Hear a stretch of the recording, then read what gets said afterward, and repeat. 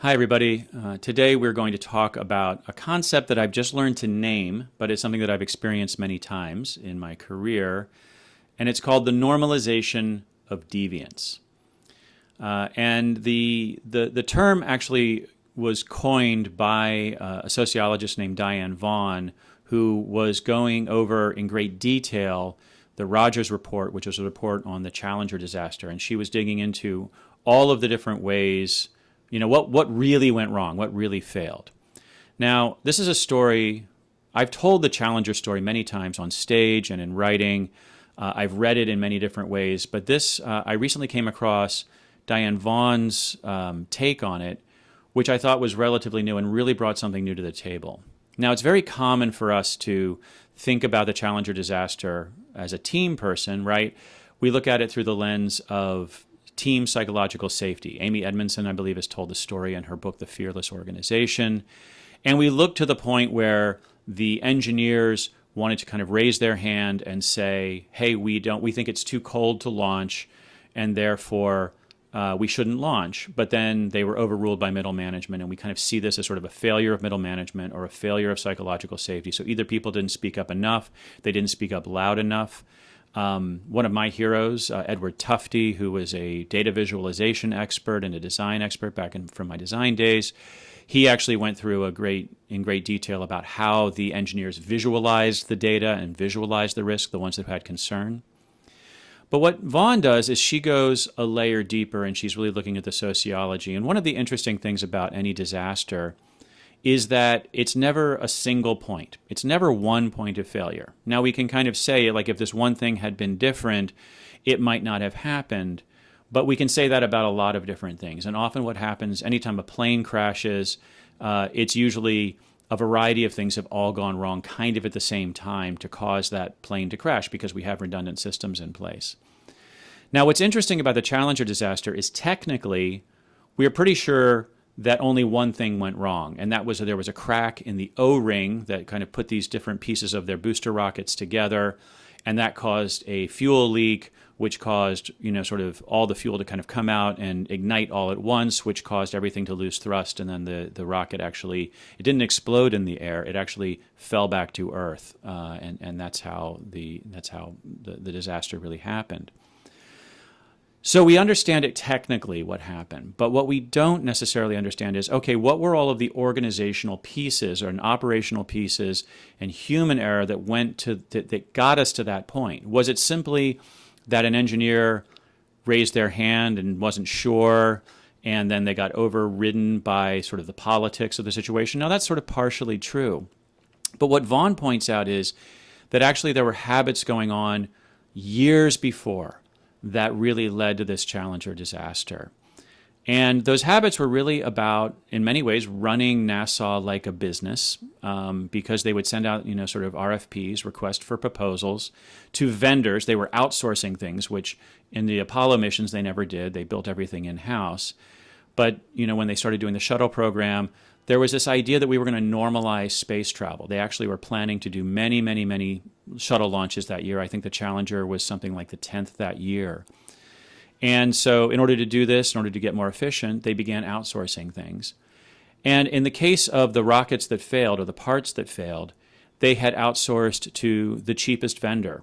And it was also the vendor that the engineers, the in-house engineers and project managers inside of NASA had rated the lowest in terms of competence.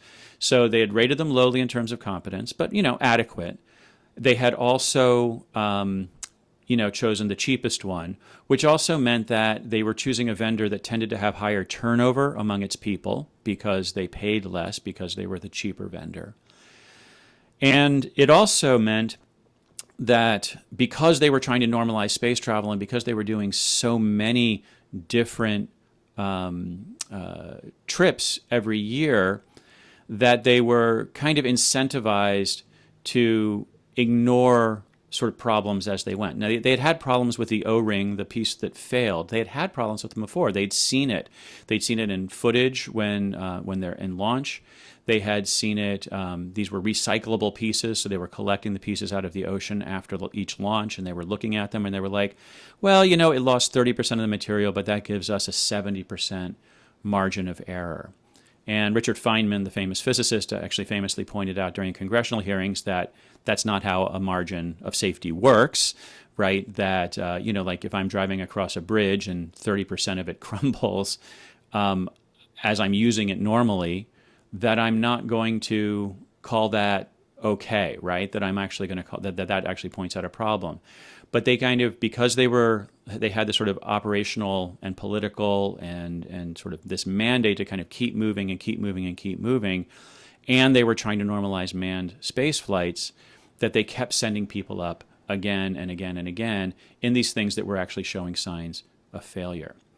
And this is really, I think, what Vaughn points out, what the sociologist points out when she reads over this report, is that what we had was kind of a normalization of deviance, that people within the organization are becoming so insensitive to this deviant practice that it no longer feels wrong.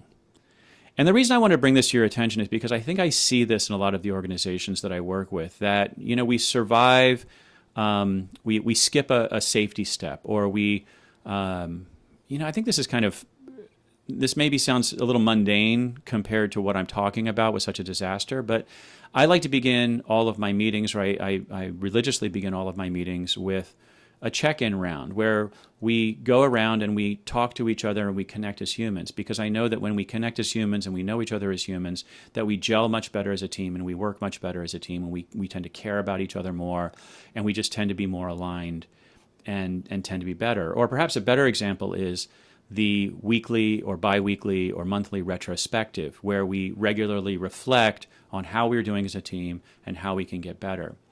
And what I notice again and again is that these practices under times of stress or under times of great, when we feel like external pressure, time pressure, when we're feeling tense, that we start to sort of set these practices aside. We don't retrospect, which means we don't get better, which means we miss errors, which means we miss the opportunity to connect as humans, which means we're more likely to lose people down the road when they get offered a different job. And I've seen this also during the pandemic, where we started off with very, let's call it, like, hey, these are crazy times. Let's clear off all the non-essential stuff, and let's just focus on the work, or let's work really hard.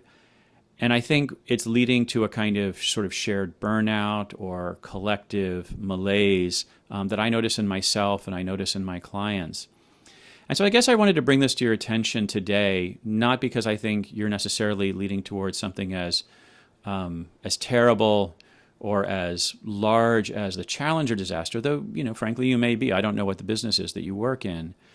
But because I think that it's incumbent upon us as leaders, incumbent upon us as facilitators, to periodically reflect on, have we normalized deviance in some ways? Are deviance practices becoming kind of the norm within our organization, and are we okay with that? I'm going to link below to a podcast that I listened to that kind of broke this down in a really wonderful way. It's one of my favorite podcasts, called You're Wrong About, with Michael Hobbs and Sarah Marshall, two journalists that I really respect. And one of the things Michael Hobbs said near the end of this podcast that really struck me, I'm going to paraphrase here, I might get it close to right, but he said that when everybody is following the rules and terrible things happen, the problem is with the people who are writing the rules.